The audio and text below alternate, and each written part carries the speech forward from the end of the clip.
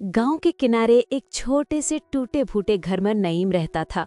घर की दीवारें कमजोर थीं, सहन में मिट्टी उड़ती रहती थी और छत से बरसात में पानी टपक पड़ता था। लेकिन नईम की जिंदगी की सबसे बड़ी दौलत उसका ईमान था।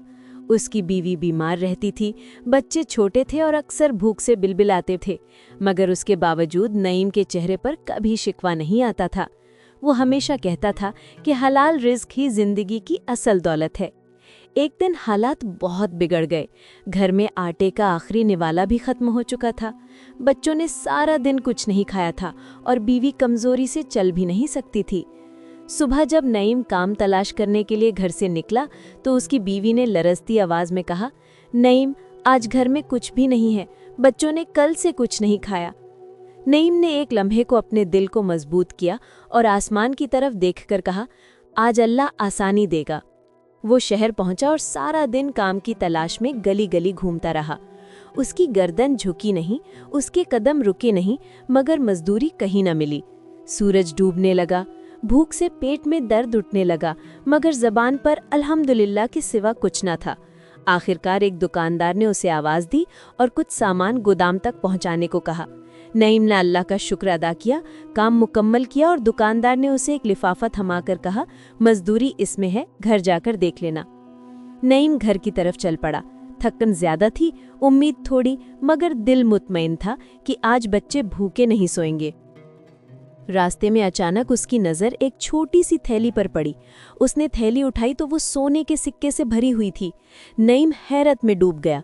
उसके जहन में लम्हे भर के लिए ख्याल आया कि शायद अल्लाह ने उसकी फरियाद सुन ली है, लेकिन अगले ही लम्हे उसने खुद से कहा, नहीं, ये मेरा रिस्क नहीं है, ये किसी का खोया हुआ माल है। अल्लाह कभी किसी का माल लुटाने से खुश नहीं होता। नईम ने वो थैली सीधा थाने पहुंचाकर जमा करा दी और कह दिया कि मालिक मिल जाए तो उसे दे देना।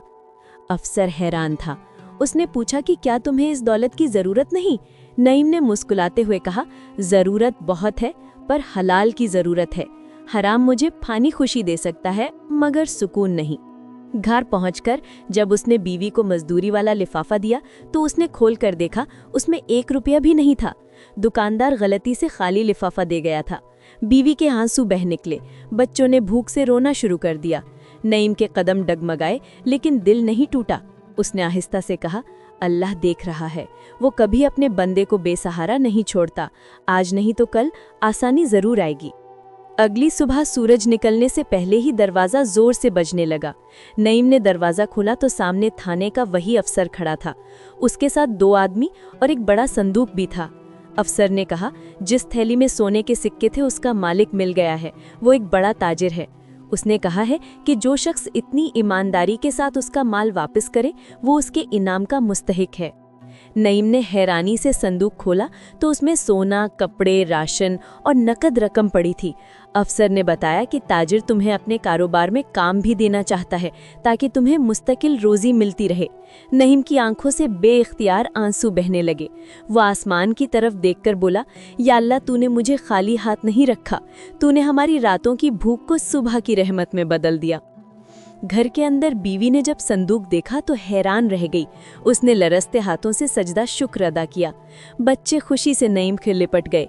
पूरा घर खुशी, शुक्र और रहमत से भर गया।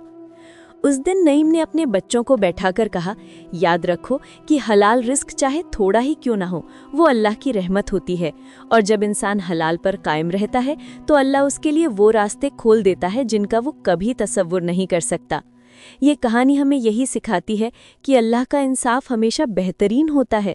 वक्त लग सकता है, आजमाइशें आ सकती हैं, मगर जो शख्स हलाल पर कायम रहे, अल्लाह उसे कभी खाली नहीं लौटाता।